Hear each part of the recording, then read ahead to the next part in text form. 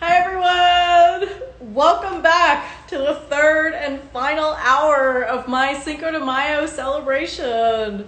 This is my dog Freckles, who is so due for a trip to the groomers. In this quarantine, obviously, none of that is open. My next guest is going to be Louie from the Vulturas and Manic Hispanic. He also owns a tattoo parlor in Orange County. Thank you so much, everyone, for being here. Let's see if Louie is here.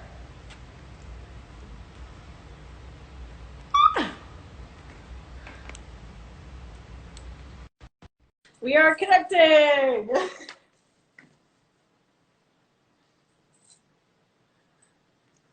¿Qué pasó?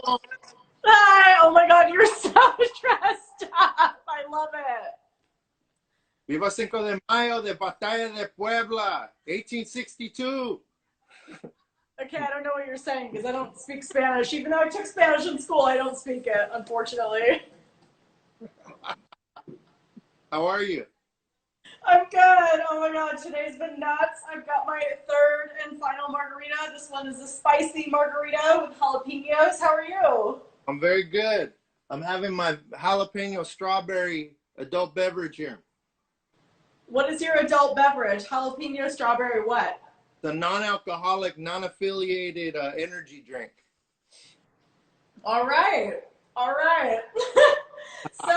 Let's jump into the questions. Okay. Obviously, aside from being in bands like Manic Hispanic and the Vulturas, you also own a tattoo shop in Fullerton called Tip Top Tattoo Parlor. Can you talk about how that started? Yeah, that's where I'm at right now. I'm filming because my little baby pit bull would go crazy if I was sitting down at my house this long.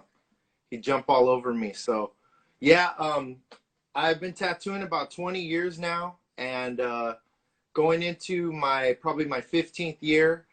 I worked in Hollywood for about close to a decade, and going into maybe the 4 or 5 years ago, I was given the opportunity to take over this shop in downtown Fullerton. And right around that time, 2 years prior, Steve Soto had asked me to join Manic Hispanic, and we were also talking about making Fullerton our home base. And my first band, the LP3 and the Tragedy, had a lockout down the street in Fullerton. So everything kind of ended up being here in Fullerton, and I didn't have to make the drive to Hollywood anymore. Even though I was born and raised in LA, I live in Orange. So it wasn't a long drive for me. I stayed right here in beautiful Fulas. That's awesome. It's kind of a weird thing, because I'm not originally from California, but I moved here and I moved to Hollywood, but there is kind of a divide between like LA and Orange County, not in a negative way, but just they're so far apart, because traffic, and it's like the scenes are so different. It was definitely a negative thing when I was young. I mean, shoot, I went to an all boys Catholic school in LA. That's where my first band, Los Villains, started. And we thought Orange County was just the worst, And then when I had to move down there as a kid, I relocated there, and I thought I was some badass little LA kid.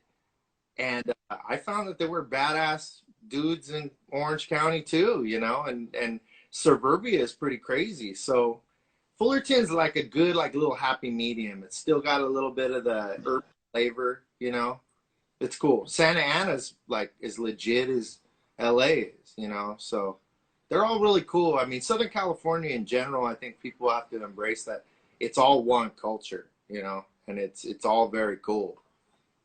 Yeah, from the beginning of moving, for me, I've been in California for, I want to say, about 13 years. And from the beginning, I've always gone down to Orange County. And while it's a different vibe, there is the scenes are kind of rivaling. And to be honest, the music scene in Orange County is honestly better than LA.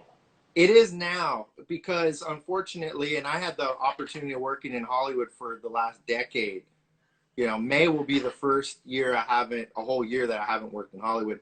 And that the whole transition of live music turned into bottle service in Hollywood, and sitting down and, you know, listening to DJs instead of seeing live music. And now you only have like maybe a handful of places in Hollywood and LA to go see bands, right? And now Orange County, like, yeah, you gotta throw a rock at a place and there's probably a band playing, you know. So OC is kind of winning when it comes to the live music, and it's obviously inspiring more kids to want to Yeah. which is cool, you know. That's what it was all about in the beginning, is go out and start a band. For sure. I mean, I feel like Orange County just has more of like, they're just more open to it. Like there's so many more venues that are doing bands, and like you said, like in LA, it's more about maybe like the upscale party scene, which is kind of annoying sometimes. Like, and even for the kids, like there's no all ages shows, or they're rare in Hollywood. We just got to get rid of all the hipster transplants and send them back home. Oh. Well, so obviously in this time with no shows and no tattooing for you because it's not fucking safe, you've still been pretty busy. What have you been working on, and like how have you kind of crafted your workflow in these last 2 months? I'm really grateful that I got a lot of clientele, and I got a lot of friends, and I got a lot of bandmates that look out for us. And we've just been, you know, woodshedding music. The Vulturas have a whole record done. Manic Hispanic has a whole record done.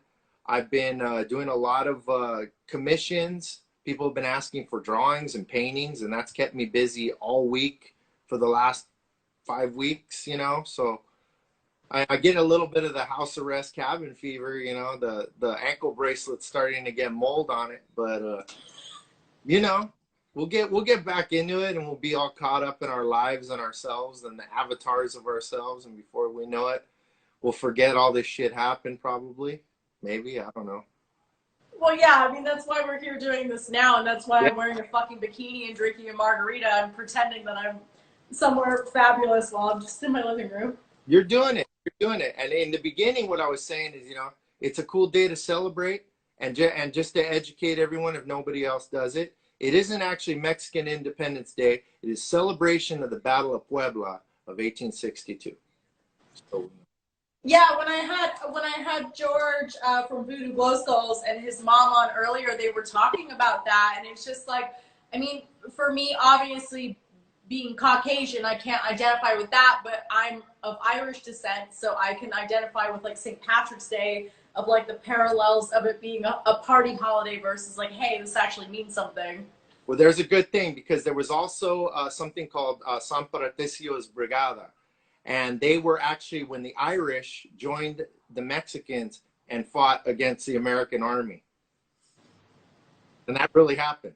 So there, we've got a bond. The Irish and the Mexicans have always been together. Shit, there you go. That's a real thing. Look it up. It's cool. Is that why they created like Irish nachos at bars?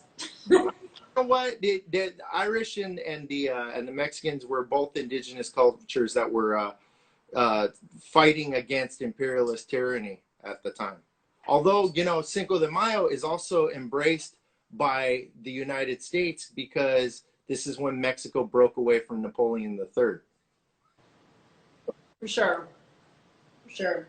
So obviously today being such a big holiday for the band that you're in, Manic Hispanic, yeah, you were actually supposed to be in San Diego playing an awesome show at the Casbah, which is clearly not happening.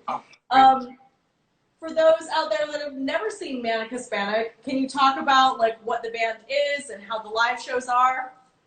Manic Hispanic is a familia that goes back all the way from the beginning of its founders, Steve Soto and Gabby Gavarno, rest in peace. They created the foundation and patched us all youngsters in, and now it's up to us to keep the torch going for them, and we're humbled and glad that they asked us to keep it going. And you know, we're just proud that the shows are still so fire. We did a show in May, and it was out of control nuts. It was so good, and we were just looking forward to doing it again, you know. So I mean, we owe you a debt of gratitude for having us on here to give everybody a little bit of that that Cinco flare since we couldn't be in San Diego burning it down. For sure. So, I mean, everyone out there that has never had the pleasure of being at a Manic Hispanic show, you guys basically cover popular punk songs and make them cholo. Is that right? Well, some of them go cholo, some of them go Mexican, some of them go sick ass fool. So you guys, there's so you only many have different a few songs. You guys have only got a few songs on Spotify, but one of them I was listening to today. You've got a split on Spotify, Manic Hispanic, with Left Alone. And I was listening to it today, and I was like, "That's fucked up, but that's fucking funny."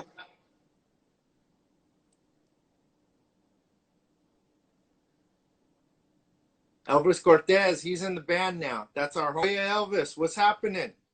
Oh shit, is he? He's in the band? Yeah.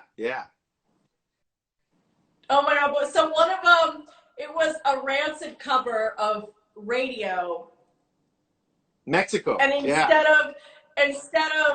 of like what's the line? Instead of when I got the music, I got a place to go, and it was like the line is you guys covered it, and it was like when I get deported, I've got a place to go, Mexico.